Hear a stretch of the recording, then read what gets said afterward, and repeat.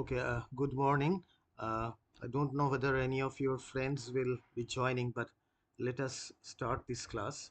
So I will share the screen so that you can see the poem.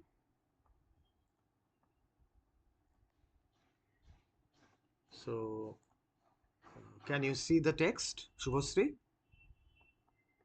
Uh, I've shared the screen, so hopefully you can see the text of Paradise Lost, which we'll be doing. So here uh, okay, so let us concentrate on, actually this is the uh, ending of the fourth speech of Satan. Now, as you know, that Satan was addressing Beelzebub, and he wanted uh, his friends or his companions to now get up from the burning lake, and so to so that he could consult with them regarding their course of action. So he's saying, "Arise, arise, or be forever fallen." So obviously, this is the speech of Satan. As you can see, it is a kind of a his attempt to sort of, it's a kind of a promise, it's a kind of a threat, and he is also ridiculing them because of the way they're lying there on the burning lake. So he is asking them to rise. Now let us look at the effect this has on these fallen angels. They heard and were abashed, and up they sprung upon the wing, as when men wont to watch on duty, sleeping found by whom they dread. So here you will find this simile. Uh, these, fallen angels, they were lying unconscious on the burning lake. But when they heard the voice of Satan, the loud voice of Satan calling them, they regained their consciousness. And they heard and were abashed. Abashed means, of course, they felt embarrassed or ashamed of themselves that they were lying there. And up they sprung. So they sprung up, just shot up like that, up on the wing, as when men ought to watch on duty. So uh, Milton is saying here that when some guards are asked to keep watch, won't means habituated, or uh, you know who have been given this task of keeping guard. That is, the guards, when they are on duty, if they have fallen asleep and they are neglecting their duty, sleeping found by whom they dread. So if they are found by their employers to be sleeping and they are neglecting their duty, so such was the condition of these fallen angels. So they were also like those guards who had fallen asleep, and they were who were neglecting their duties. So here the comparison, as you can understand, is between these fallen angels who were lying there on the burning lake, and how they sprang up, rouse and bestir themselves ere well awake. So uh, those guards who were sleeping, who had fallen asleep while on duty, when the employer calls them, their master calls them, and they uh, just bestir themselves, and they come to their senses, and even though they are not fully awake, they rise up. So that was the condition of the fallen angels. Nor did they not perceive the evil plight. Now here is the double negative, as you can see. Nor did they not. So nor and not. So Milton uses the double negative here to emphasize the situation.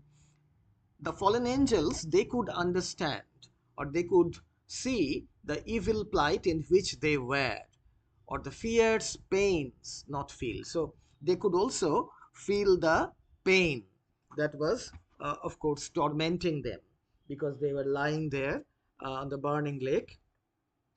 And uh, yet to their general's voice, they soon obeyed, innumerable. So the number cannot be counted, so they were innumerable. And general's voice, of course, Satan's voice. When Satan called them, they soon obeyed and they stood up. As when the potent rod, now here we'll find another epic simile. As when, so how were their condition? How was the condition of these fallen angels? As when the potent rod of Amram's son in Egypt's evil day. So here Milton is referring or alluding to the potent rod, means the wand that was wielded by Amram's son, or Moses. Now there is this story in the Old Testament, in the book of Exodus, Exodus, book of Exodus. Here uh, you will find there is the story of how the Israelites, how they left Egypt. They left Egypt, and you know about the story how the Israelites were pursued by the soldiers of the Pharaoh, and they were destroyed on the Red Sea. Now, what happened actually? The story is that of Amram's son in Egypt's evil day. Now, what happened there in Egypt? Egypt was, the Egyptians, they were afflicted by a plague. So, the plague of locusts. Locusts, it's pongopal in Bengali. So, these locusts was the fifth of the seven plagues by which Pharaoh and the Egyptians were afflicted. And why were they afflicted? Because uh, they had the Pharaoh had initially approved that the Israelites should leave uh, Egypt peacefully, but ultimately he changed his mind and he tried to follow them. So until and unless they agreed to allow the Israelites to go. So what Moses did was he stretched forth his rod over the land of Egypt, and a violent east wind brought up the locusts. So the swarm of locusts, this army of locusts. So that is Egypt's evil day, waved round the coast, up called a pitchy cloud, up called the pitchy cloud. So obviously here uh, the poet is referring to the uh, locusts. The reference is to one of the miracles performed by Moses. And in order to force the Pharaoh to let the Israelites leave Egypt, Moses summoned, by waving his wand or rod, a huge swarm of locusts which darkened the whole land of Egypt. So, pitchy means dark like pitch. So, darkness descended because the sky was, covered by the huge army of locusts. So this is the story, and how of locusts warping on the eastern wind. So that were the realm of impious Pharaoh hung like night and darkened all the land of Nile. So the land of Nile is Egypt, as you all can understand. And what happened? So these swarm of, or the army of locusts warping on the eastern wind. Now, what is the significance of this word warping? Now, actually, the locusts, there is a peculiarity in their movements. They do not move in a straightforward way to their destinations, but they rely on the wind to, wherever the wind takes them, they go there. So the here the eastern wind is referred to, and therefore they move in a zigzag, in an irregular way, not in a straight line. So obviously the word warping on the eastern wind, Milton uses this word to explain or describe the movement of the locusts, which were moving in an irregular or zigzag way. So this is the epic simile. As you can see, the fallen angels, they rose up like the army of locusts. So numberless were those bad angels seen, hovering on wing under the cope of hell. So here is the epic simile, and the fallen angels, the army of fallen angels, they are being compared to the swarm of locusts who were summoned by Moses, the leader of the Israelites, and who darkened all the land of Nile. So, as if night has descended, like night. So, though it was day, but the swarm of locusts had darkened the skies of Egypt. Hovering on wing under the cope of hell. Cope means the roof or the covering, that is the ceiling of hell, the uppermost point of hell, twixt upper, nether, and surrounding fires. So the fallen angels, the devils, they were everywhere. They were in the upper region, in the nether means the lower part, and surrounding areas. That's the fire that was burning in hell. Till, as a signal given, the uplifted spear of their great sultan, waving to direct their course, in even balance down the light on the firm brimstone and fill all the plain. So now they were flying slowly, they were hovering on the air. Now, uh, the uplifted spear, as you know, Satan was carrying a spear, and it was compared to this the great, the uh, trees that were growing in the Norwegian hills, even greater than that, greater in length, bigger in length. So, of their great sultan, now sultan is, of course, king, but here it means Satan. Now, Milton uses different words to, describe Satan. Here he uses sultan, and Satan here gives a kind of, signal to the fallen angels to waving to direct their course. So he asks them to come down on the firm brimstone. So here, obviously, the fallen angels, they were first compared to the locusts, and they are now like a vast army that throng the plains. So obviously, it is with the signal of Satan's. The word Sultan, of course, refers to Satan's sovereignty, and in even balance down they light on the firm brimstone. So with evenly poised wings. So they flew with their wings bearing the air in perfect harmony, and they alighted gracefully on the shore of the lake.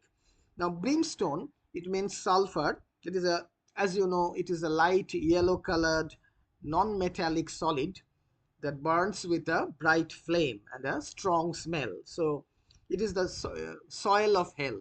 It is the soil of hell is made of brimstone or sulfur, and it is supposed that hell contains this substance in abundance. So obviously, here the fallen angels, they are coming down there.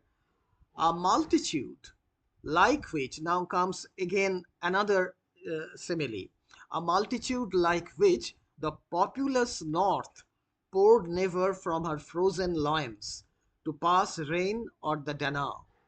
So here again there is another image. Now, to convey the vast number of the fallen angels, when they were resting on water, they were compared to the autumnal leaves, as you know, and when they were flying they were compared to the swarm of locusts, uh, darkening the land of the Nile. Now, after descending on the farm land, to the hordes of barbarian invaders pouring from the north. Now, here the swarming armies, you know, uh, the populous north, the swarming armies suggest the hordes of northern barbaric tribes, like the pagan tribes, like the Goths, the Huns and the Vandals. Now, in the 5th century, they poured into the Roman Empire, which had been Christianized, but these tribes were not Christian, so they are referred to as pagan tribes, and uh, poured never from our frozen line, so from the cold north. Rhine or the Danube. Rhine is Loins here means lands, frozen means snow covered. Rhine is the river Rhine, Rhine, and Danube is the river Danube, Danube. So Rhine, as you know, it's the major river in Germany, and then Danube is also like that. It's another river. When her barbarous sons came like a deluge on the south and spread beneath Gibraltar to the Libyan sands. So, like a deluge here means Milton is referring to the Vandals, the tribe of the Vandals, Vandals, who crossed the Straits of Gibraltar, and they captured the city of Carthage in 429 AD. And in a sense, they established themselves as rulers of Africa. Carthage is a city in Africa. Beneath Gibraltar, to the south of Gibraltar, to the Libyan sands. Libyan here used to mean North Africa in general. Uh, so how the Vandals, they came like a flood, like a deluge, so like a river flood. So like that, the fallen angels are compared to these barbarian tribes who came from the north, and they settled in Carthage, conquered Carthage, and they settled there. Forthwith, this should be from, not for, from every corner, every squadron, uh, from every squadron and each band, the heads and leaders thither haste, where stood their great commander. So here, uh, the reference is to the, the leader of these. There were different, the fallen angels. They had their different chiefs or leaders. So they were led by their different leaders, and we will read their names a little later when Milton will describe each leader, and each leader will be followed by his or her, own followers. So forthwith, from every squadron and each band, the heads and leaders thither haste, where stood their great commander. So, great commander is Satan, godlike shapes and forms excelling human. So, they were obviously fallen angels. They were once angels, so they were godlike. Their shapes were godlike, and they had godlike forms, uh, superior to human beings. Princely dignities and powers that erst in heaven sat on thrones. So once upon a time they had enjoyed you know, the benefits of being in heaven. So they had sat on thrones, but now they were fallen angels or the devils. They had become devils. So once they were princely dignitaries, and now and powers that erst in heaven sat on thrones. So once upon a time, erst is means air. Once upon a time, though on their names in heavenly records now be no memorial, blotted out and raised by their rebellion from the books of life. So Milton says that once upon a time they had resided, they were the inhabitants of heaven, but now their names have been erased from heaven because of their rebellion against God. So there is no memorial. Their names have been blotted out, and raised means erased by the rebellion from the books of life. From where? The books of life. So in the Bible, uh, there are the names of such angels are mentioned, only of such angels who are faithful to God, and who are worthy of God's favor. So the book of life is often mentioned in the Bible, and here Milton uses the plural books to indicate the immense number of the angels.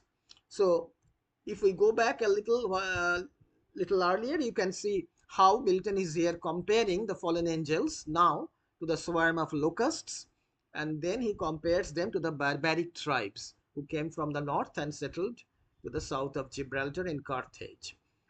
So this is the how Milton is describing the fallen angels. So the book of life do not obviously uh, uh, contain their names now.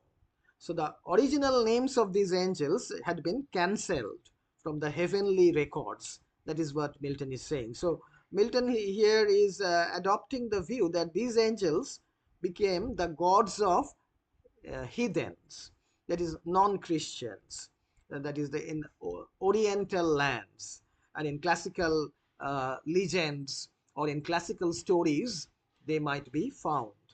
So he makes use of the new names. So nor had they yet among the sons of Eve got them new names. New names here, of course, it means that they have not obtained new names. Among the sons of Eve means the human beings in different parts of the world, got them new names, still wandering over the earth through God's high sufferance for the trial of man. So now they were wandering over the earth, they were moving here and there, all over the earth. And actually, God had given them the permission to do so. Sufferance means permission. So the names given to the fallen angels by their worshippers in different parts of the world, like in Canaan, in Egypt, in Greece, and elsewhere. So Milton will distinguish the fallen angels by the different names. So through God's high sufferance, it means that owing to God's supreme and mysterious granting them freedom to test mankind. So the trial of man. So they are going to test mankind, whether mankind will be faithful to the to God, or whether they will be led astray and they will worship these false gods. So that is what he is saying. So now of mankind, the trial of man by falsities and lies, the greatest part of mankind, they corrupted to forsake God their creator. So these fallen angels came to be worshipped in different parts of the world under new names. They were actually devils, as Milton says, they were fallen angels, but they assumed that they were gods. So they were false gods, and by falsities and lies, they were able to confuse the greater part of mankind. They corrupted them to forsake God, their creator. So, the original God who is the only God, and the invisible glory of Him that made them to transform oft to the image of a brute. So, often, you know, it is said that often they transform their forms. And here Milton is saying that they assume different forms. So they were worshipped in different parts of the world in idol form. And so men changed the invisible glory of the uncorruptible God into an image made like to corruptible man or to birds or to the four-footed beasts.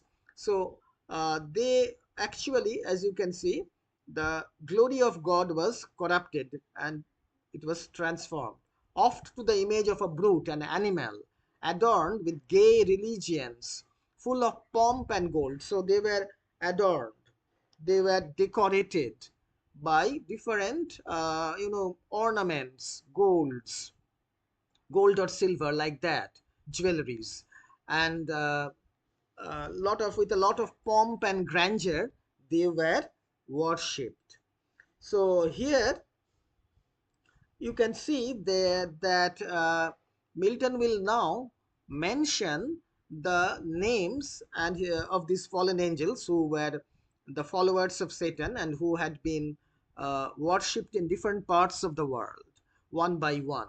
He will mention the catalog of the devils will follow now.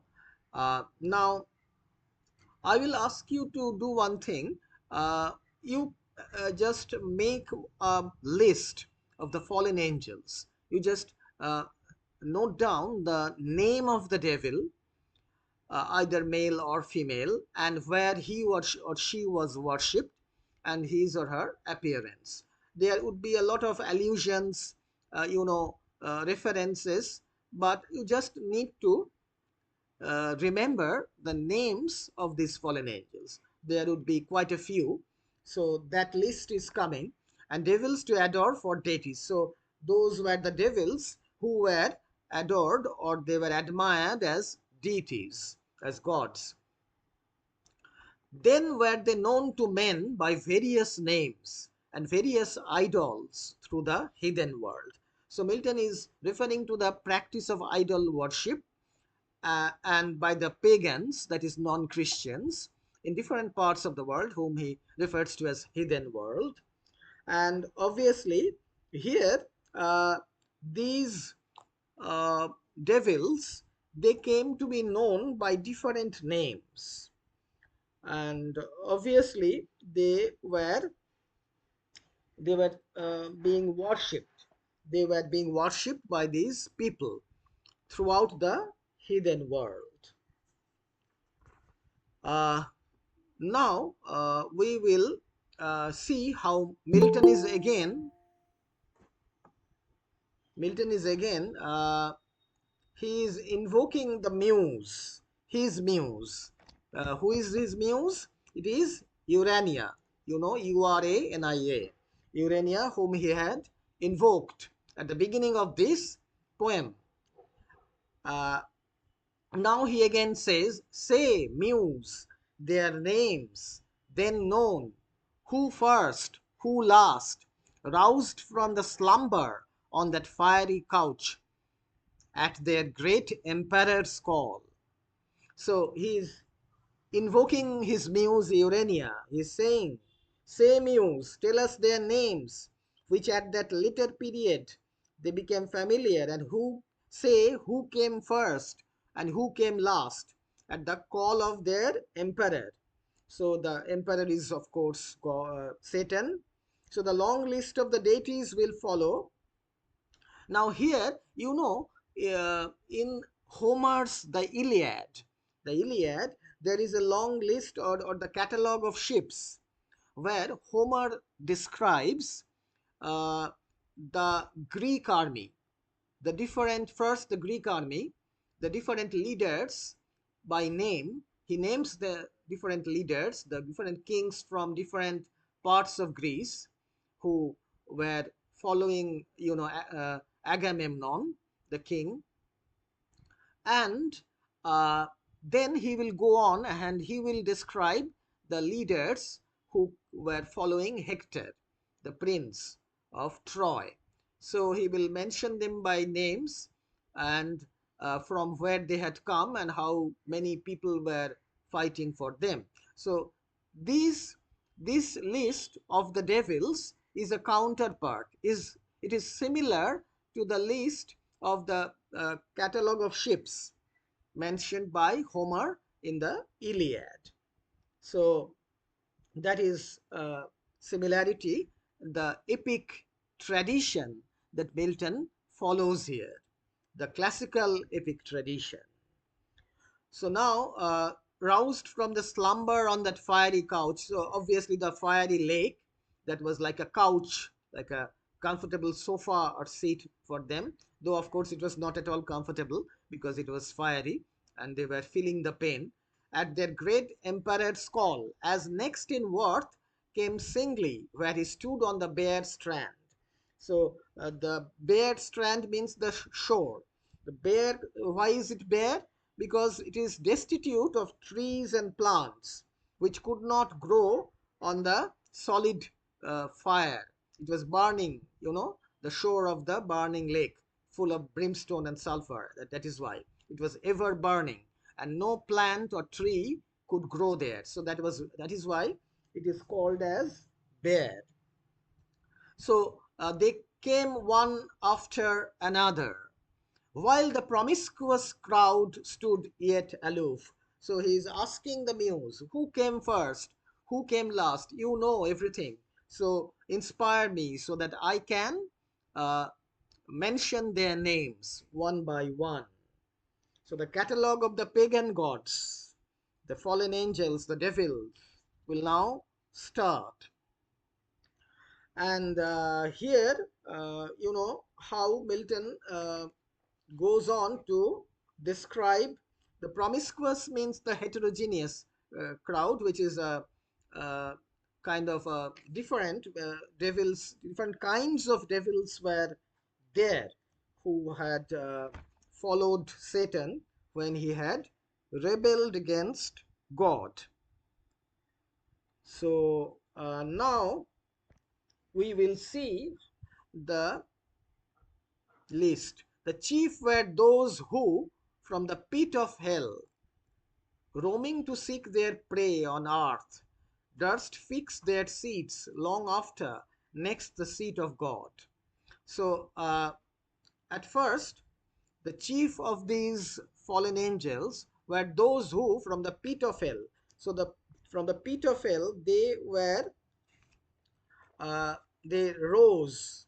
The first group of false gods is the boldest and the wickedest, since they succeeded in getting themselves worshipped by the Israelites or in the immediate neighborhood. So, roaming to seek their prey on earth, durst fix their seats long after next the seat of God. Their altars by his altar, gods adored among the nations round, and durst abide Jehovah, thundering out of Sion, throned between the cherubim. So, what they did, they led the people astray, and they uh, made the people establish or make the temples, the temple in Jerusalem. So the Israelites, they were led astray by these false gods, and they started worshipping them, and they built this temple of the false gods beside the temple of the original God, that is immediate neighborhood.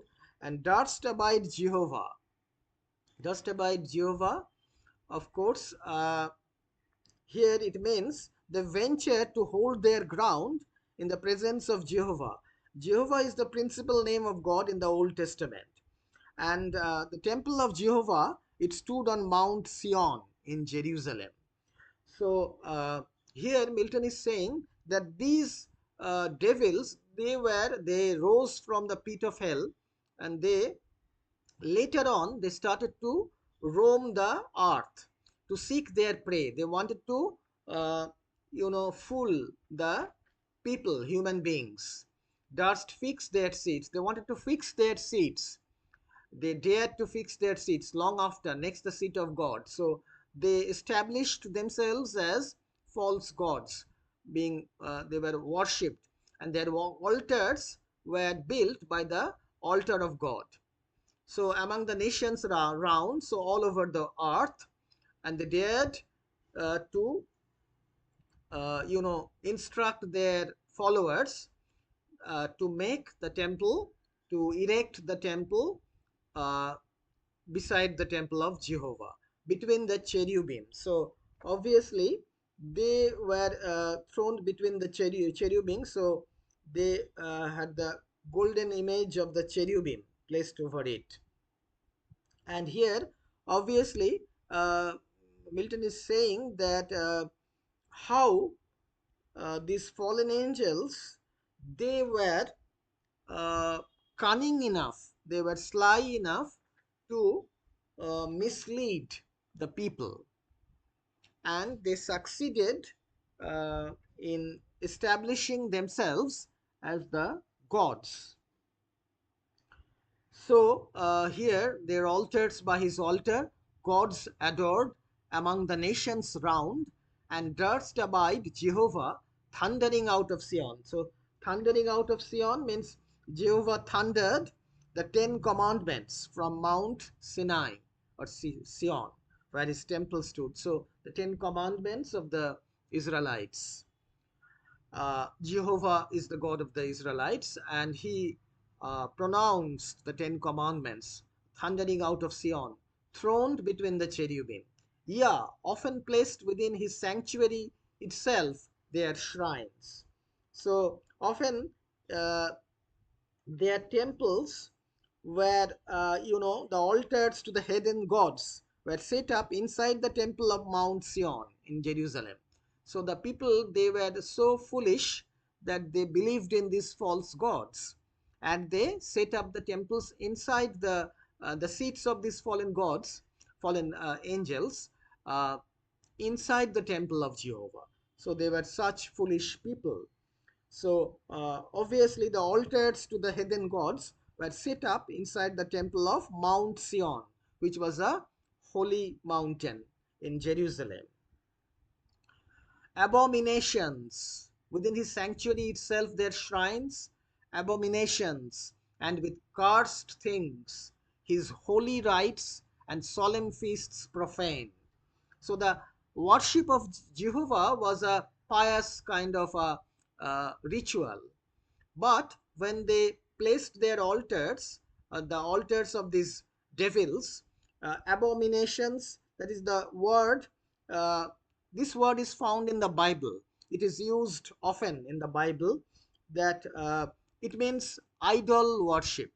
So idol worshippers, these Israelites, they became idol worshippers, and the images or the idols were worshipped of the heathen gods, the pagan gods. So uh, here the fallen angels, they became false gods, and they seduced men to into evil ways. They trapped them, they deluded them, and perverted them, leading them into perform monstrous cruelties and cursed things. His holy rites and solemn feasts profaned. So the holy rites of Jehovah and solemn feasts that were offered to him, the serious solemn feasts, those were profaned. Profaned means to make impure. So the pure and pious things were made impious because of these devils, how they were worshipped. And with their darkness durst affront his light. So the darkness emitted by these devils, it covered the light of Jehovah. So the people turned from worshipping Jehovah, who was their real God, to worshipping these devils. So they were led astray, they were deluded and duped. So this is the, the introduction which Milton gives his readers, how before he starts the catalogue of the devils, how one devil after another uh, comes in and stands before Satan, and all these devils had spread in different parts of the world, and they had been worshipped, they had been regularly worshipped, and temples and altars had been built in their honor, and images had been built. They had become false gods, and the true God was forgotten by the people. So now we will, from line number here 420, we will read the will come across the list of the fallen angels or the devils who were there and who were coming before Satan. They were. It is a kind of a roll call, uh, just as the roll call of students are taken by us teachers. So it's a kind of roll call, and let us see who comes first. Now, first, Moloch, horrid king, besmeared with blood, of human sacrifice. So who is the first devil to come? So just remember these names and just make a small list in your exercise book so that you will remember. Number one is Moloch. And this name Moloch, it literally means king. It means king. So here Moloch, he has been described as an idol made of brass, having the head of a calf and the rest of a kingly figure with arms extended to receive the sacrifice. And who were sacrificed? The little children were sacrificed, of human sacrifice. Horrid king. That is why Milton calls him a horrid king. Besmeared means he is full of, his whole body is smeared with the blood of the sacrifice of children, of human sacrifice, and parents' tears. So obviously, the children who were taken from their parents, they were devastated and they were crying and they were sacrificed before this horrid king. Though for the noise of drums and timbrels loud. So these are musical instruments, drums and timbrels. So obviously, when the sacrifice was performed, drums and timbrels were uh, played loudly. So the cries of the children and the parents' tears, that their cries would not be heard. So the uh, Moloch is the fire god or the sun god, and he was worshipped by the Ammonites, the tribe of the Ammonites. And here we get the picture of this horrid uh, devil, their children's cries unheard that passed through fire to his grim idol. So they were sacrificed before the grim idol, hideous idol of Moloch. And who worshipped this Moloch? Him the Ammonite worshipped in Rabbah and had watery plain.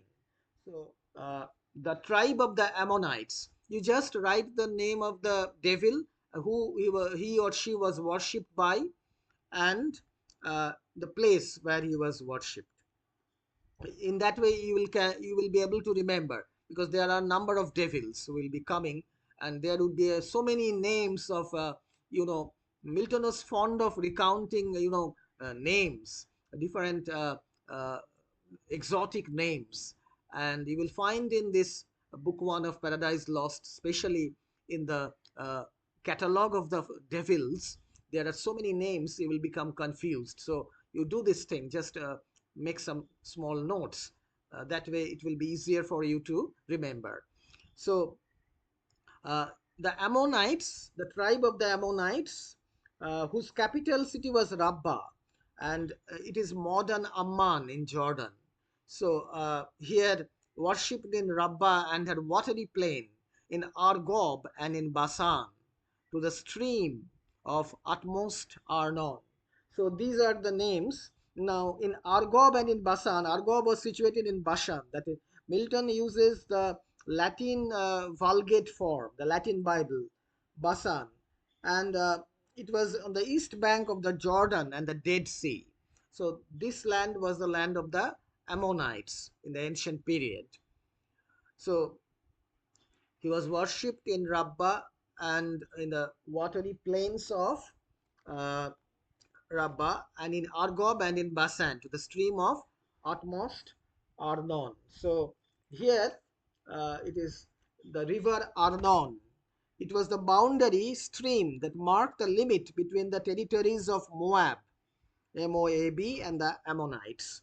So the two tribes of utmost Arnon. Nor content with such audacious neighborhood, the wisest heart of Solomon he led by fraud to build his temple right against the temple of God on that opprobrious hill.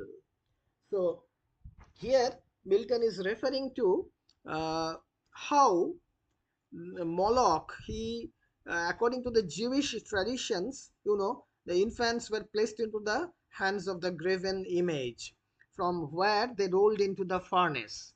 So here, uh, that passed through the fire to his grim idol. So this is the way they were sacrificed. And as we can see, uh, here Rabbah was the capital city, or the city of the Ammonites, who were the nomadic people. They moved from place to place. And here, uh, as you can see, um there are references to the Sea of Galilee and Jordan. And audacious neighborhood means the territory of the Ammonites was next to the Holy Land of Jerusalem. The wisest heart of Solomon. The wisest heart of Solomon, the heart of Solomon, the wisest of all kings. So you must have heard stories about the wise King Solomon. So this devil, that is Moloch, he was so cunning. He led astray Solomon by fraud. And as Solomon was the wisest of men, his heart was the wisest of all hearts. But unfortunately, what happened? Solomon, uh, his temple right against the temple of God. So the temple of Moloch stood right against the temple of God on that opprobrious hill. This was the Mount of Olives, Olives, also called the Hill of Scandal, or the offensive mountain.